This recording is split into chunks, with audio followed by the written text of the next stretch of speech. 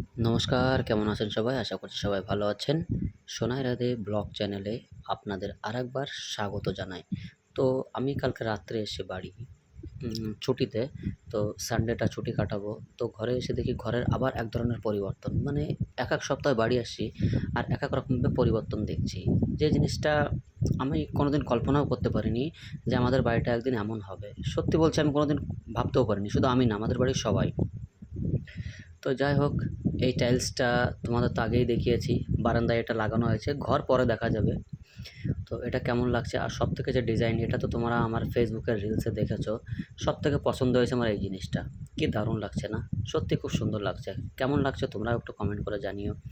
তো টাইলস কি করছি, মানে চারিদিকে পট্টি করব। এবার চিকু যেই একটু বড় হবে, বড় হওয়ার পরে যাতে এই দেয়ালে কোনো কলম কিংবা কোনো কালি যাতে না লাগাতে না পারে, কারণ বাচ্চা মানুষ তো, সেই জন্য। তো লাগাতে না পারে, বাবা বলল সেই জন্য তাহলে মাজা সমান করে টাইলস লাগিয়ে দাও চারিদিকে। তো সেই কথা অনুযায়ী মাজা সমান করে টাইলস লাগান, মানে লাগিয়ে দেওয়ার একটা পরিকল্পনা চলছে বলতে কি প্রায় হয়ে গেছে। তো আজকে কিছুটা কাজ কমপ্লিট হয়েছে, কালকে হলে আমাদের ঘরে টাইলসের কাজ পুরো কমপ্লিট হয়ে যাবে। আর দেখো, যেখানে যেখানে টাইলস লাগায়নি সেখানে পুট্টির কাজ চলছে।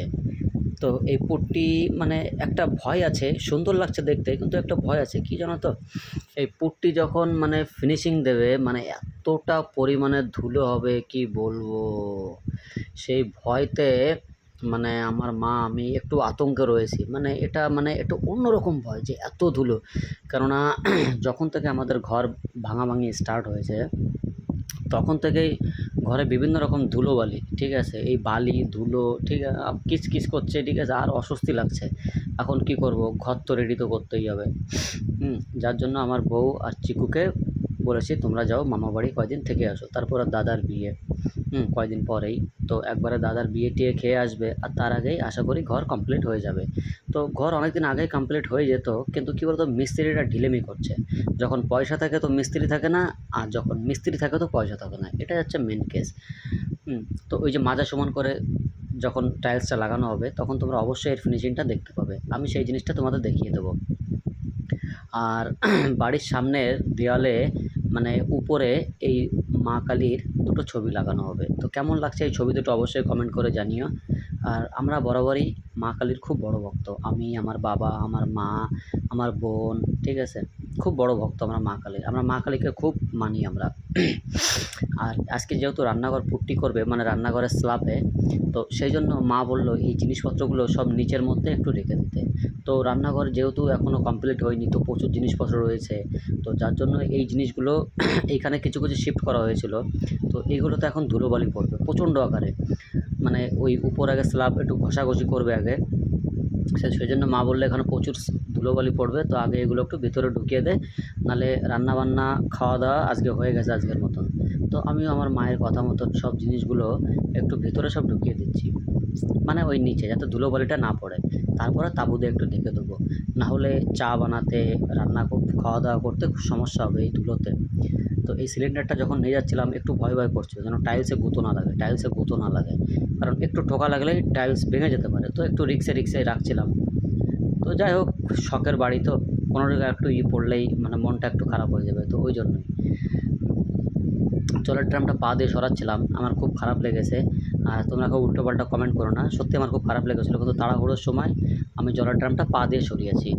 আর আমার পাগুলো সত্যি কী বলবো, আগে যখন জিম করতাম তখন বডিটা খুব ভালোই ছিল, কিন্তু এই জিম ছেড়ে দেওয়ার পরে আমার বডিটা একদম রুগ্ন শুকনো হয়ে গেছে। তো যার জন্য অনেকে আমাকে উল্টোপাল্টা কমেন্ট করে মাঝে মাঝে, কিন্তু সেগুলো সহ্য করতে হয়। কিন্তু হ্যাঁ, যদি আগের বডিটা থাকতো তাহলে এই কমেন্টটা কেউ করতে পারতো না। আগের বডিটা বানানো যায়, কিন্তু কী বলুন তো, এখন সেই সময় নেই আমার কাছে। ঠিক আছে, সকাল বিকেল সেই সময়টাই নেই।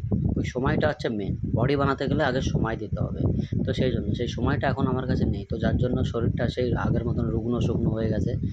আগে আমার বডি বেশ ভালোই ছিল। আগে যারা আমাকে পার্সোনালি চিনতো তারা জানতো যে আমার বডি কেমন ছিল। আর সবথেকে বড় কথা যেটা, এই টাইলসে মানে এত পরিমাণে স্লিপ মারছে, কিচ্ছু বলার নেই। মানে প্রচণ্ড আকারে স্লিপ মারছে। হ্যাঁ, শুকনো পায়েও মানে ভালো স্লিপ মারছে এখানে। তো এই একটা রিস্ক থেকেই যাবে আজীবনকাল। মানে এতটা পরিমাণে এখানে স্লিপ মারছে। অবশ্য আমাকে আগেই বলেছিল যে এখানে একটু খসখসে, মানে যাকে বলে ম্যাট, ওই ম্যাট সিস্টেমের একটু লাগাতে, টাইলস লাগাতে। তো সেটা আমরা ওকালতি করে আমরা এটাই নিয়ে এসেছি, কিন্তু এটাতে এখন এত স্লিপ মারছে কি বলবো কি। আর কথা বলতে বলতে দেখো পুট্টি করার যে মিস্ত্রি তিনিও চলে এসছে। তো পুট্টি করতে আমি হয়তো ভেবেছিলাম যে দু একটা মিস্ত্রি আসবে, কিন্তু একাই এসে ঘরটা কমপ্লিট করছে। আর এদিকে ওই যে বলেছিলাম যে মাজা সমান পর্যন্ত টাইলস বসানো হবে, তাই দেখো এখানে মাজা সমান পর্যন্ত টাইলসের কাজও চলছে। তো এই জিনিসটা কেমন লাগছে তোমরা অবশ্যই কিন্তু কমেন্ট করে আমাকে জানিও। এই জিনিসগুলো মানে কী বলো তো, আমি তো আগেই বললাম যে চিকু যখন বড় হবে তখন ওই দেয়ালে নাগাল পেয়ে যাবে, মানে এইখানটা চারিদিকে পুট্টি করবে। তো চিকু যাতে কোনো কালি কিংবা কলমের দাগ যাতে লাগাতে না পারে, কারণ ছোটো মানুষ তো দুষ্টুমি তো করবেই, বোঝোই তো। সেই জন্য ওর দাদু বলেছে যে চিকু বড় হলে তো এই দুষ্টুমি করবে, মানে ওর ঠাকুরদাদা।